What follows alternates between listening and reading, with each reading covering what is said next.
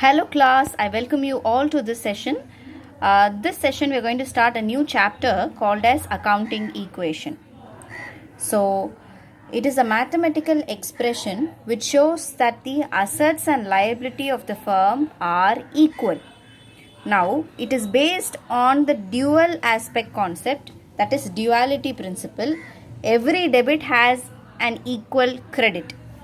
Okay, so owner's claim, outsider's claim will be called as liabilities. So it is also called as balance sheet equation. So A is equal to L plus C. Asset is equal to liability plus capital. I want you to focus here. So asset is equal to liability plus capital. Liability plus capital, totally it is called as equities. Okay, so total claims. Now from this equation we can derive this equation. Liability is equal to asset minus capital and capital is equal to asset minus liability. I hope that this is clear. So this is the main equation. From this equation, asset is equal to liabilities plus capital. You are bringing the liabilities here, which means asset goes this side. So if asset goes this side, the symbol will change. Similarly, capital, we need capital. We have to find how much is the capital. Your liability is shifted here, so obviously there is a change in symbol. So asset is shifted here, so change in symbol. So this particular is a derived equations. Okay, so I am going to straight away go into the problem. I have one example problem here. I want you all to focus here. Mr. Rakesh commenced his business with rupees 20,000 as capital. Now we are aware of the modern approach. So here you have to identify two things, which is cash as well as capital. Now this will be the format of your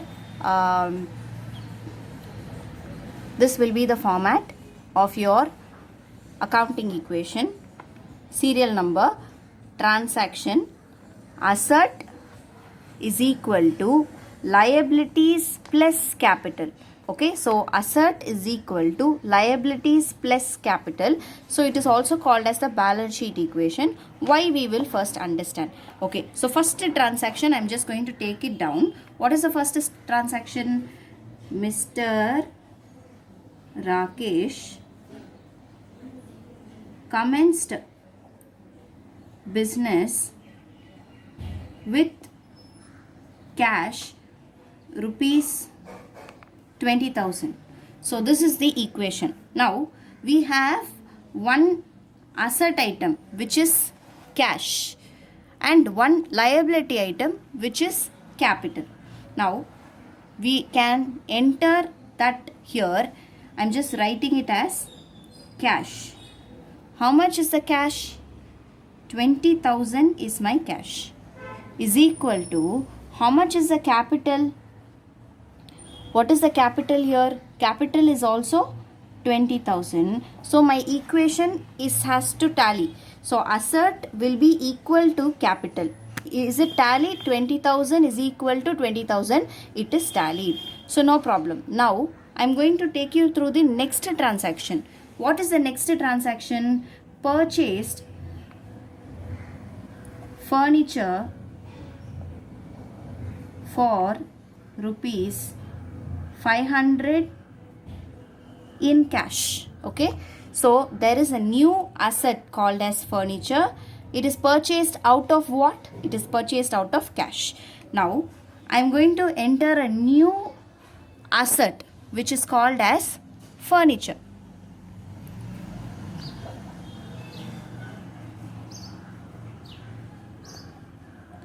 So here furniture comes in because asset is increased. So furniture worth rupees 500. Out of what we have purchased? We have purchased out of cash. So cash will be reduced to the extent of 500. Am I right? So 500 is reduced here. 500 is added here. Again my capital is undisturbed. Am I right? So capital is undisturbed to be 20,000. So what is my new equation? My new equation will be here 19,500 adding 500 is equal to 20,000. So this will be my new equation. Am I right? So this equation is the final equation. So I am going to draw a line to differentiate it. So I am going to differentiate after drawing a line. So I have my new equation here. What is going to be my third transaction? My third transaction will be purchases of goods for rupees 1,000 in cash. So purchases of goods of rupees 1,000 in cash. Now there is going to be withdrawal of 1,000 rupees because we are going to purchase stock. Goods is otherwise called as what? Stock. So I am going to add a new, there is going to be a new asset coming in, that is stock. Okay, how much? 1,000. Is it going to change my furniture? My furniture is very well there in the business, no problem. I am going to reduce the cash to the extent of 1,000 because I am paying for the stock out of what? Out of cash. So this cash will come down to 18,500. Is it going to disturb my capital? No. So my capital equation is 20,000. So my new equation will be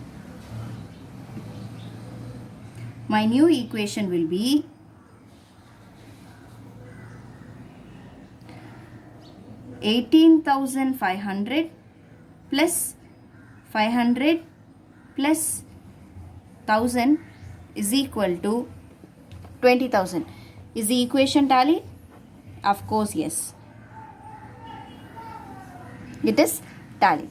So what is my next transaction? Purchased goods for rupees 2,000 on credit. Now I am going to write here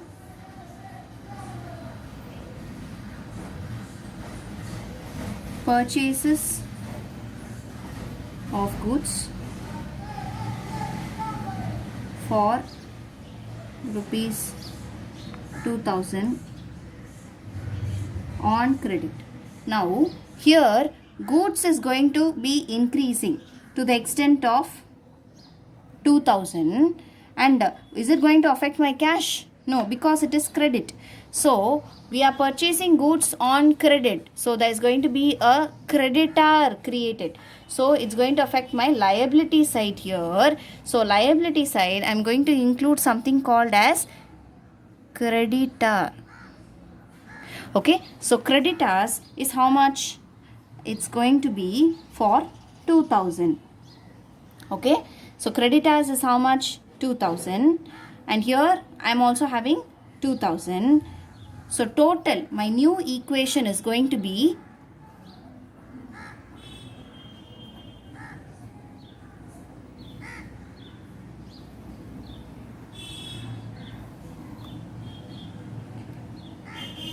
cash undisturbed 18,500, furniture 500, stock 1,000 plus 2,000, 3,000 is equal to 2,000 plus 20,000. Okay, so 2,000 plus 20,000, is it 22,000? We will check. 19,000 plus 3,000, which is obviously 22,000. So here also it is tallied. You should check whether your asset tallies your liability and your capital always. Okay, the fifth transaction is going to be sold goods costing rupees 2,500 on credit for rupees 4,000. Now this transaction you should be a little careful. Now here listen, you having 2,500 worth of goods sold for 4,000. So how much you are selling it for? 4,000. But what is the cost of that particular goods? 2,500, which means 4,500 minus 2,500, 1,500 will be your profit. Okay, so this will be your profit. Now profit is always added to your capital. Okay, profit is always added to your capital. Now how do we create this as a equation? Here sold goods. Now selling goods means definitely it's going to affect your stock is going out. Am I right? So you are selling the goods to the customer, so stock is going. How much worth of stock is going out? 2,500 worth of stock is moving out, so it is reduced. Okay, and then there is a new person coming into the business. He is called as debtor, because you are selling the goods on credit. Am I right? So you are selling the goods on credit, so there is going to be debtors here. Okay, new debtors. How much the debtors have to pay you? They have to pay you 4,000. Am I right? Because you are selling the goods for how much? 4,000 rupees you are selling the goods. So 4,000, and is it going to affect your creditors position? No, it's not going to affect your creditors position, but you have to add what is called as 1,500 to as a profit to with your capital, as I told you. So this is what? This is profit. I am just indicating as P. So what is going to be the new equation? 18,500 unaffected plus 500 furniture also not affected. Here you have only 500, because 3,000 minus 2,500 which is sold out, you have only 500 plus 4,000. So how much is the total? You have 18 plus 5,000. So 18, 19, 20, 21, 22, 23. 23,500 is the balance. Here we will check. Here 2,000 creditors not to be affected. Here you need to add. So 21,500 is the answer. So 23,500 is equal to 23,500 here. So my capital here in here, capital, I think you can see this, capital in here is 21,500. So 2,000 plus 21,500 is 23,500. This side also it is 23,500. 18, 19,500. 19 plus 1 is 20, plus 3 is 23,500. So we are done. Now sixth transaction. What is the sixth transaction? Paid rupees 1,000 for rent and rupees 500 for salaries. So paid for rent and salaries rupees 1,000 and rupees 500 respectively. So this transaction, now it will affect my cash, because I am paying it in the form of cash. So totally how much? 6,000 I need to reduce it from my cash. So I am just going to reduce this. Here there is no, it will not affect. Here also it will not affect anything. So capital it will reduce. Am I right? So when you are paying something, rent or salary, so when we are having this cash 600 reducing, it will also reduce the capital. So capital also will be reduced to the extent of 6,000. Why capital is reducing? See, in the first transaction, when commenced business, cash is coming in. What is getting affected? What is getting affected? It is capital. When it is coming in 20,000, what is getting affected? Capital is getting affected. Similarly, when this is going out, cash is going out. What is because we are paying rent and salaries, what is getting affected? Capital is getting affected. So this is what we have to understand. Now I have the new equation here. 18,500 minus 6,000, which is 12,500, plus 500 is unaffected. Furniture is still there. Stock, that 500 is still there. Debtors have not paid, so 4,000 is still there. Creditors we have to pay, no information, we have not paid. So here also it is 21,500 minus 6,000, which is 15,500. So 15,500. So you can see here 21,500 minus 6,000, which is 15,500. Now I am going to write the last equation. Last transaction is going to be Rakesh withdrew rupees 2,000 for his personal use. Now Rakesh is withdrawing 2,000 for his personal use, which means it is a drawing. When he withdraws money, it has to be out of cash. So 2,000 is withdrawn. These things and all are unaffected. Similarly, when cash is getting affected, you will also withdraw with capital. So 2,000 is also reducing the capital. So I am just going to show it. So final equation. So my final equation, or we call it as new balance. Okay. So new balance is going to be 12,500 minus 2,000, 10,500 plus 500 plus 500 plus 4,000 is equal to 2,000 only, and then you have 15,500 minus 2,000, that is 13,500. So my total asset should be equal to my liability. So 10,500 plus 500, 11,000, 11,000 plus 4,000, 14,500 is my total. Am I right? So 14,500 should be my total. 11,000,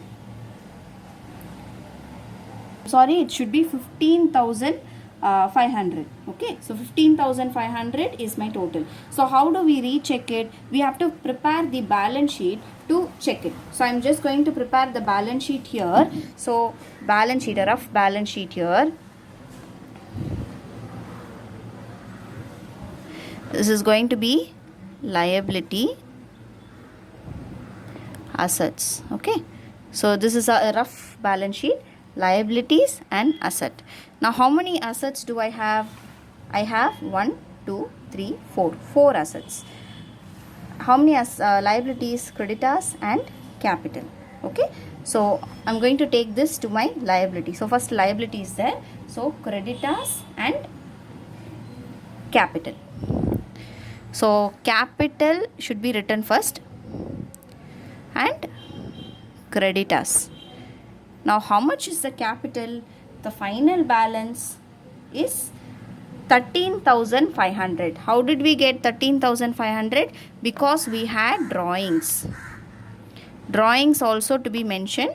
So 15,500 was my capital. What was the drawings? Drawings was 2,000. So what is the balance? 13,500. I will show you how did we get that. So here, if you remember, we saw that 15,500 is the balance. Rakesh has withdrawn 2,000. So if you withdraw this, balance available will be 13,500. So that's why I have written here as 13,500. And in the beside you see that the creditors is 2,000. So this is done. So how many assets we saw? Cash, furniture, stock and debtor. So I'm going to write it as like that. Fixed assets, furniture, stock, debtors, cash. Okay, so how much is the furniture balance? Here is 500. Debtors, stock is 500. Debtors is 4,000. Here you can see. Okay, and the cash is 10,500. I'm just simply going to enter that.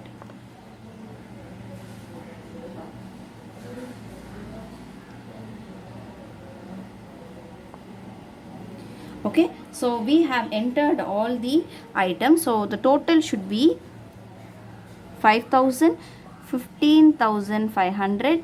Is it balanced? Yes. Even this side liability should be 15,500. 500. So are we serving this accounting equation? Asset is equal to capital plus liability. Now asset 15,500 is equal to capital, that is 13,500 plus liability outside claim is 2,000. So we are serving this purpose. So this equation is proven. I hope that this is clear. This is the first sum that we are doing, so it may seem little complicated, but once you practice, it will be very easy. Thank you class. I will see you in the next video.